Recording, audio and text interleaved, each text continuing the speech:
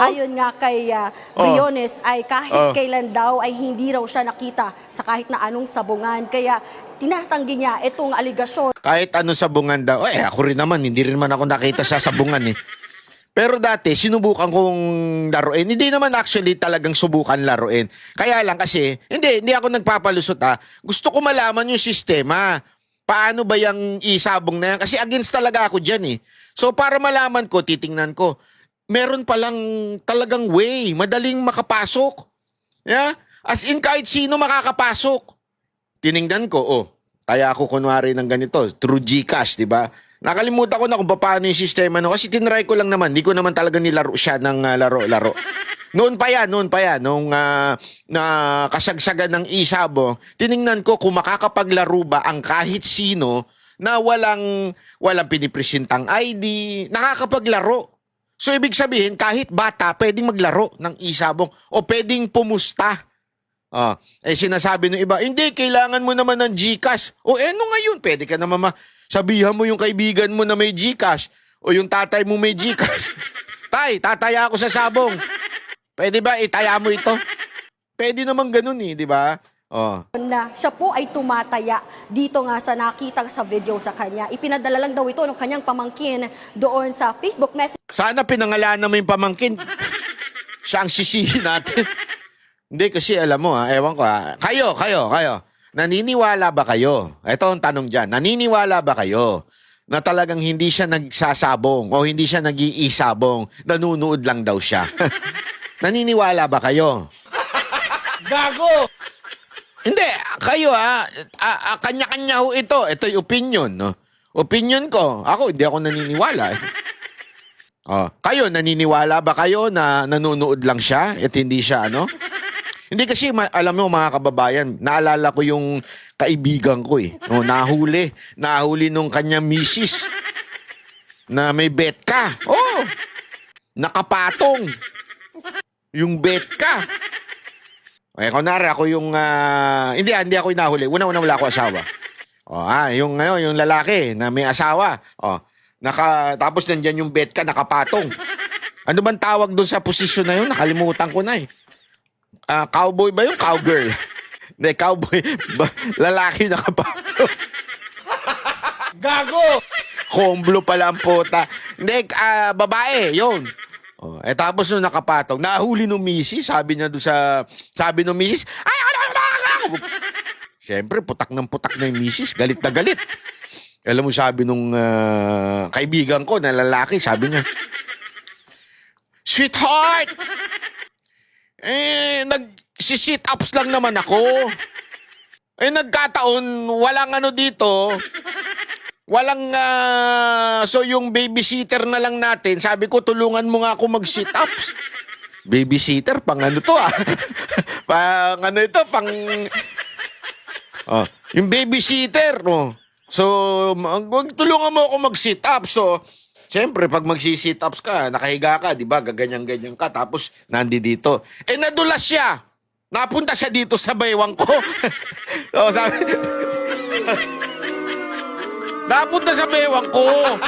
Gago! Hindi naman, wala naman kaming ginagawa. Hindi kami nagtatalik. Parang ganun Parang ganun yung naisip ko dito Yung huling-huli mo na, oy, nanonood. Nag-ano. Pero sagot niya, nanunood lang naman ako. Hindi naman ako nagsasabong. Kakaiba. Ako, iba. Sabi ko nga, kakaiba ito. Para ipakita nga na magagaling daw itong mga manok na nandoon sa kanilang lugar. At Natatawa yung reporter. Pinakita lang daw nung kanyang pamangkin ba yun?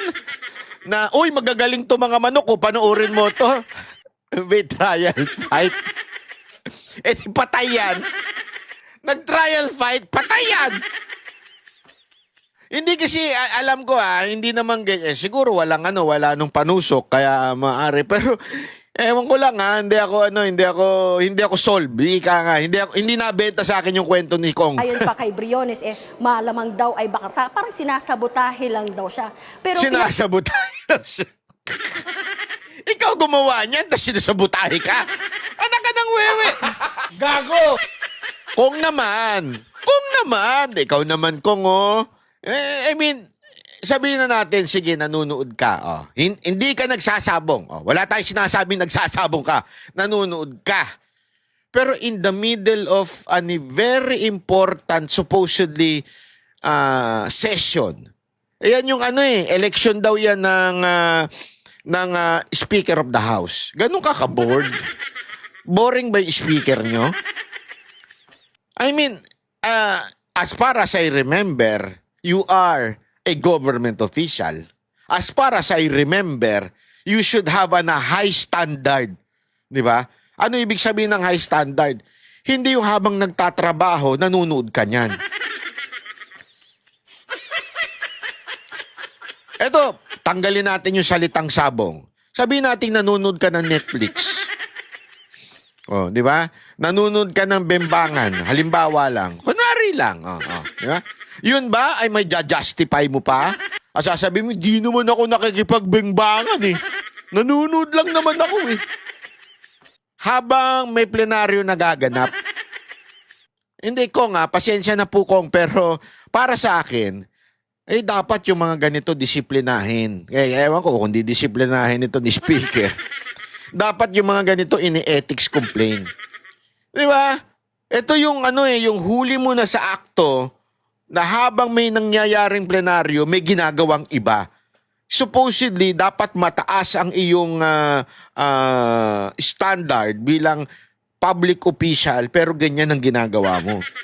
Tapos issue pa ngayon yung online. Di ba? Gaming, gambling, online gambling, o lalong-lalo na yung isabong. Di ba? Huwag ka na mag-justify. Lalo mabibwisit ang tao niyan. Sir, lalo mabibwisit sa'yo ang tao. Sana mag-sorry ka na lang. Tapos na usapan. Sorry. Na ano lang talaga ako na sa aking kahinaan ako ay nakapaglaro.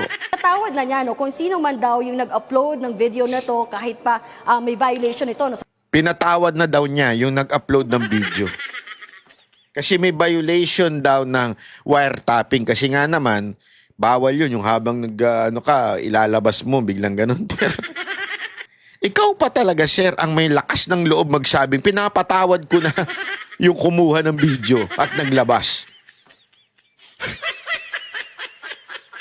Iba rin ang apog nyo, sir. Matindi. Matindi yung nyo, yung alam mo, swak yung sinabi ni BBM sa inyo. Yung walang hiya. Yung hindi nahihiya. Mantakin mo, ikaw na yung nahuli. Ikaw pa yung malakas ng loob na sasabi, pinapatawad ko na yung naglabas ng photo na yan at video na yan. Ang lupit, sir. Ibang level yung yung paninindigan mo sa buhay. Data Privacy Act, pinapatawad na rin daw niya ito at para wag na raw sana maulit. Humingi na rin siya ng paumanhin dahil nga nadadamay yung institusyon, itong kamera, dahil nga dito sa lumabas na viral video na ito. Hindi, sir. Humingi ka ng tawad dahil mali ang ginawa mo. That is not right for a public official, for a congressman. Whatever is that, whatever it is pala, whatever it is, whether it's sabong, watching Netflix, playing billiards, playing whatsoever, pag plenaryo, makinig ka. Hindi yung nagdududut-dut ka dyan. Manoy nagsasabong, giit niya, malinis daw po ang kanyang konsensya. Pakinggan natin itong pahayag ni Briones. Ang lupit. Dahil malinis ang konsensya ko, hindi naman ako nagsasabong. Ako, hindi mo ako makikita sa kahit sa sabungan. Kaya nga ako fake news eh. Hindi, gusto tayong imbitahin na lumaban sa isang derby. Ibang At level. Marian, may sinabi rin si Senator Erwin Tulfo tungkol sa mambabatas Yan. na ito. Ano raw nakikita niyang dapat gawin? Yes, Jiggy, ikinadismaya nga ni Senator Erwin Tulfo itong nag-viral video ng kongresista nga na nakitang nanonood ng sabong sa kanyang cellphone sa gitna pa ng sesyon. Ayon nga kay Erwin Tulfo, kung siya raw yung tatanungin, dapat na raw talaga napapanahon na magpasa ng panukalang batas para sa total ban o tuluyan pong ipagbawal itong online gambling sa bansa. Pakinggan natin itong kanyang pahayag. I want this online gambling stop. ora Yun. mismo dapat itigil na ang online gambling. Sir, gumawa kayo ng batas. Ako, hindi, ito para sa kaalaman ninyo. Ito, may mas malawak na balita dyan Ito, papakita ko lang sa inyo. Sabi ko nga sa inyo, kay Banat Bay, kahit ano pa kulay mo, pag tama, palakpakan, pag mali, banatan. Sa part na to, sige, palakpakan ko si Erwin Tulfo. Kasi magpapahiring siya tungkol sa online gambling. Which is, okay yan. Abangan natin yan, panalo yan. Para lang kaalaman yung pogi point mo yan, Senator. Pero wag na mamoro-morong hearing, Talagang tukuyin ninyo sino ang may pasimuno nito, sino-sinong mga public official ang sumusuporta dito. Kasi, sir, marami tayong bali-balita, alam natin yan, na may mga congressman na talagang sila ang nagpapasabong, sila ang may-ari ng mga online gambling. Sana matukoy talaga. At ang resulta, gumawa ka ng batas. Batas talaga kasi iba yung order ng presidente. Yung order ng presidente, pwede yon. Pero iba pag batas. Kasi pag batas, magiging forever na yan. Di ba? Magiging, na talaga yan. Kahit after ni Marcos, magiging na yan. Na bawal ang online gambling, di ba? Pakinggan natin to si Erwin. Dismayado si Senador Erwin Tulfo sa ilang mambabatas na nahulikam na nanonood ng online sabong at bilyar sa gitna ng botohan ng House Speakership. Hindi na raw nahiya ang hindi pa kilalang mga kongresista, lalo na't bawal magsugal ang sino mang government official. Sana raw ay makapagbigay ito ng mga apology kung aamin sila. Dapat din daw silang magpaliwanag at disiplinahin ng Kamara.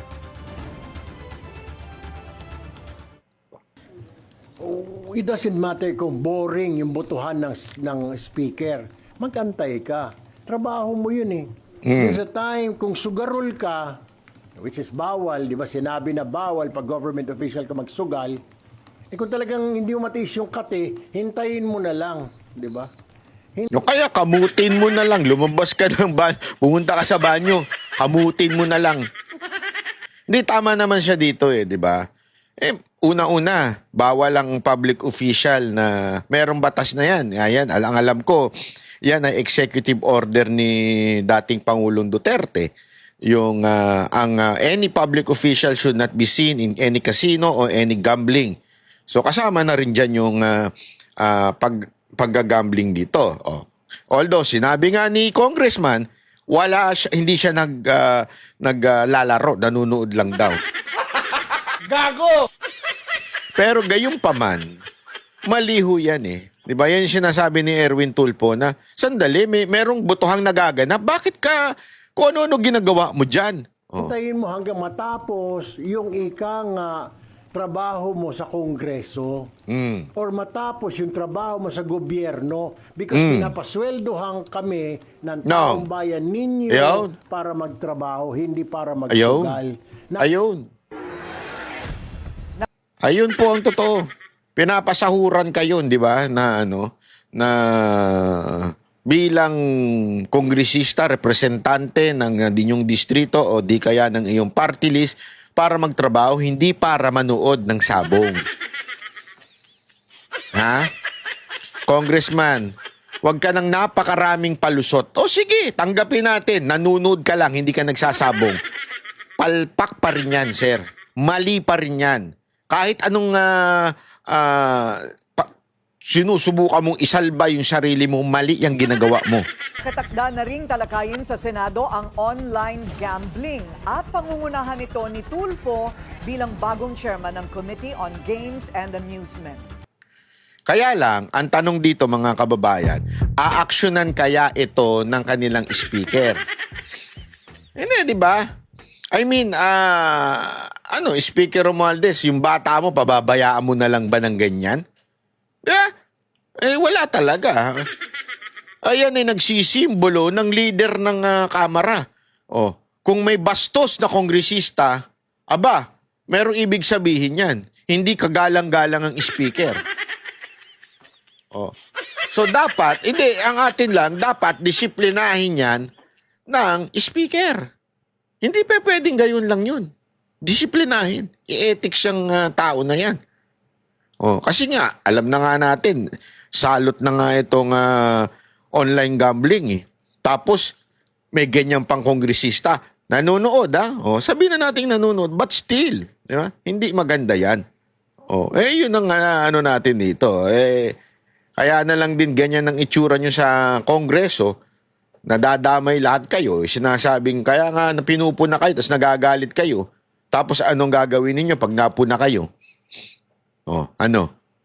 Di maghahanap kayo ng sisising iba.